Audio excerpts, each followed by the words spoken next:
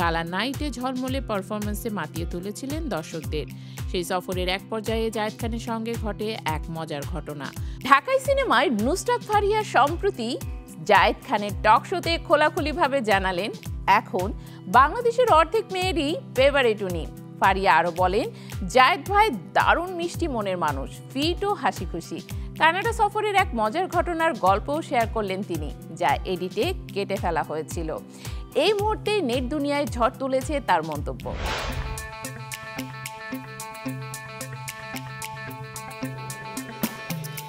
ঢাকাই সিনেমার জনপ্রিয় চিত্রনায়িকা নুসরাত ফারিয়া মানে গ্ল্যামার, মেধা আর প্রাণবন্ত হাসি।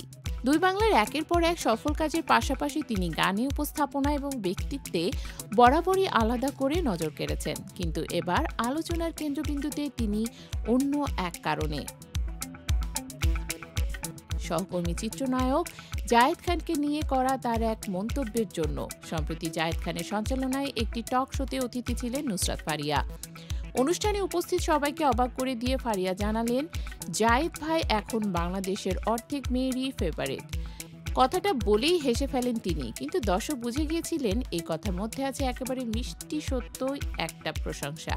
ফারিয়া বলেন, জায়েদ ভাই এমনিতেই খুব মিষ্টি মনের মানুষ, দিন দিন তো অনেক হ্যান্ডসাম হয়ে যাচ্ছেন, নিয়মিত ওয়ার্কআউট করেন, নিজের ফিটনেসের প্রতি যত্নশীল, তাই স্বাভাবিকভাবেই উনি এখন দেশের অনেক মেয়ের প্রিয়।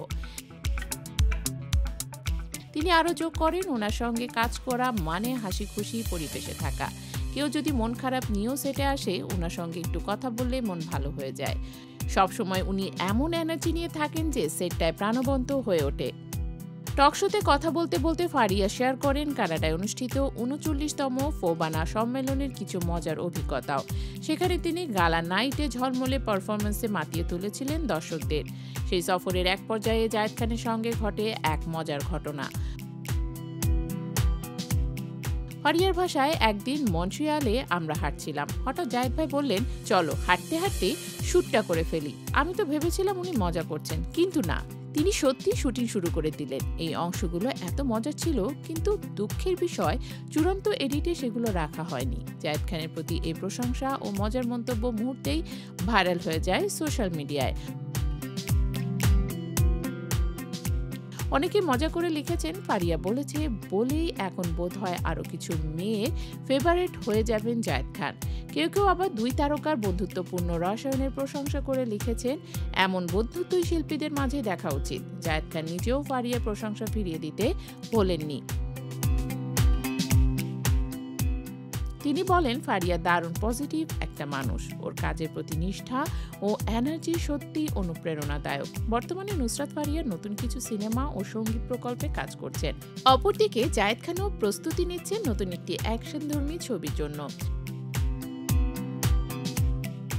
ফারিয়া, জায়েদ এই দুই তারকার এই বন্ধুত্বপূর্ণ প্রশংসা এবং তাদের মজার গল্প ইতিমধ্যে ঢাকায় চলচ্চিত্র প্রেমীদের মুখে মুখে ঘুরছে। কেউ বলছেন এইটাই শিল্পীর সৌন্দর্য, একে অন্যকে সম্মান করা। আর দর্শকরা, তারা তো বলেই ফেলেছেন, সত্যি ফারিয়ার মুখে শোনা এ কথার পর জায়েদ খান এখন আরও বেশি ফেভারিট।